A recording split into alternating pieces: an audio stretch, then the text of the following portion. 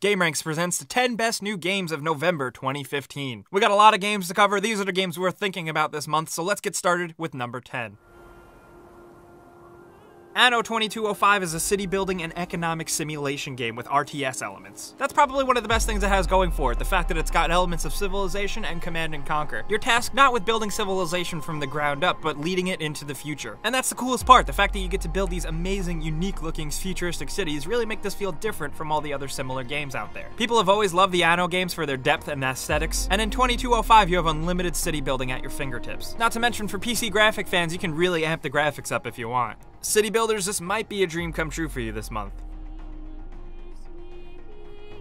Pokemon Super Mystery Dungeon is a roguelike Pokemon game for the 3DS. It's a dungeon-crawling roguelike RPG game with 3D characters and environments. What makes the Pokemon Mystery Dungeon game special is that you actually play as the Pokemon. In this one, you get to choose from 20 other different Pokemon characters. It released in Japan in September, and it seems like people are loving it over there, with Famitsu giving it a 36 out of 40. I know that's a really weird review score number, but it's coming out in November this month, and Pokemon fans are pretty amped for it, so maybe you should be too.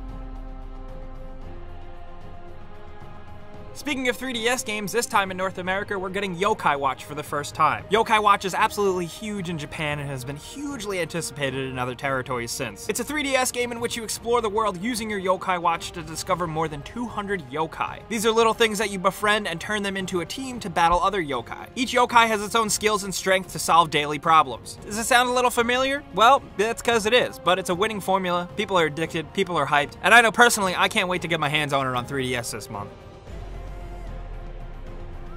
And at number 7, we have Mario Tennis Ultra Smash. It's time to finally dust off your Wii U again to play another Mario game. Mario Tennis Ultra Smash is, believe it or not, the 7th Mario Tennis game out there. And this time around, you're getting more game modes, better graphics, and the ability to use some amiibo features in the game. I'm sure for many of you, the most important aspect of this game is the multiplayer, and you're going to be able to do that. Thankfully, it doesn't really seem like Nintendo games are getting rid of couch co-op anytime soon.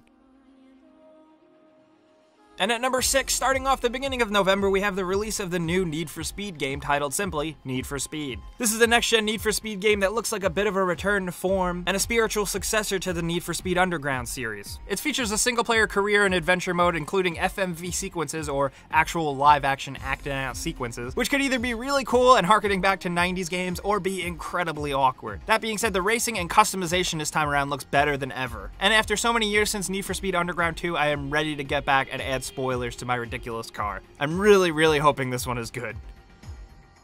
And speaking of games you really hope are good is number 5, Star Wars Battlefront. Yes, what do we really need to say about Star Wars Battlefront? It's probably one of the most polarizing and divisive releases out there because so many people out there are excited for it and so many people out there are just really mad at it. And of course some of that anger is not without justification with the fact that the game has a $50 season pass, which is really questionable, but I'm hoping in terms of how it goes with Battlefield, they're going to be supporting this game for a long time. If you've played the beta of this, you know it's a pretty simple affair. It's simple Star Wars shooting, and it feels pretty good despite some little quirks. I'm hoping that the full game is up to snuff and really awesome, and I just love Star Wars, so I really can't wait for this.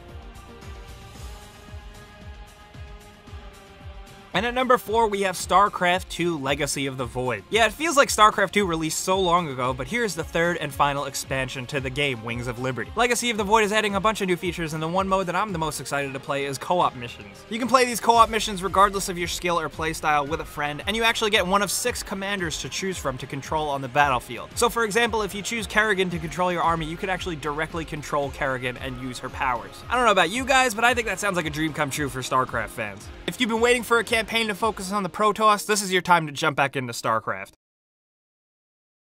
And at number 3, we have Rise of the Tomb Raider. This is, as of right now, the Xbox One exclusive that you can only play right now on Xbox, and you're gonna have to wait a year to play it on PlayStation 4. So for the time being, if you got an Xbox One, you're pretty lucky, because this game looks totally awesome. Sure, with better graphics, but gameplay-wise with the bow and arrow stuff, it might seem like a little bit more of a rehash of the original new Tomb Raider game, but that game was absolutely awesome, so I'll take more of that. This time around, you take up a more experienced Lara Croft as she travels to Siberia and Syria in the search of some ancient hidden secret stuff. She's also probably going to raid some tombs here and there. These games are awesome for me, and I put them right up there with Uncharted neck and neck, so I cannot wait to play Rise of the Tomb Raider.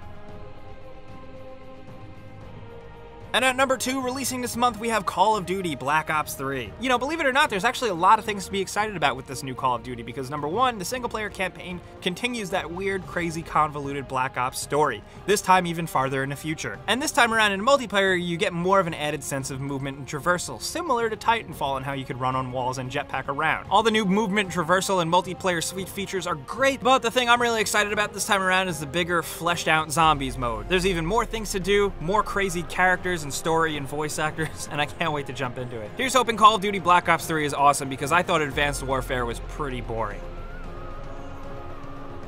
And at number 1, the game we're the most excited about releasing this month, you guessed it, Fallout 4. What can we even say about Fallout 4 anymore? We've been talking about it for so long. It's exciting. This time you get a dog, you could build your own stuff, you can build your own shelter, you explore a post-apocalyptic Boston, Massachusetts area, and it seems really cool. I don't know if you guys got your hands on a Pip-Boy edition, but I know I did. I'm very excited to slap my phone into it and play along during the game. And Fallout 4 really just seems like it's in the making to be a great predecessor and follow-up to Fallout 3 and New Vegas. Just more Fallout, more good stuff. I'm all about it. Are you as hyped as me for Fallout 4? Let's talk about that in the comments. But last but not least, we also got some bonus titles, including Hard West. We've also got Night Squad, the PC game finally releasing for Xbox One this time around, and Rodea, the Sky Soldier for Wii U and 3DS. These are the games worth paying attention to this month. We gave you a list. We want to know what you guys think about them down in the comments. What game are you looking forward to the most? Because there's a lot on here. There's Battlefront, there's Tomb Raider, there's Fallout, there's some heavy hitters on this list. So definitely let us know. If you did have a good time with this video and maybe learned about a game or two coming out, click the like button. And seriously, if you're new around here, subscribe because we put out videos every single day. But as always, thanks for watching and we'll see you guys next time.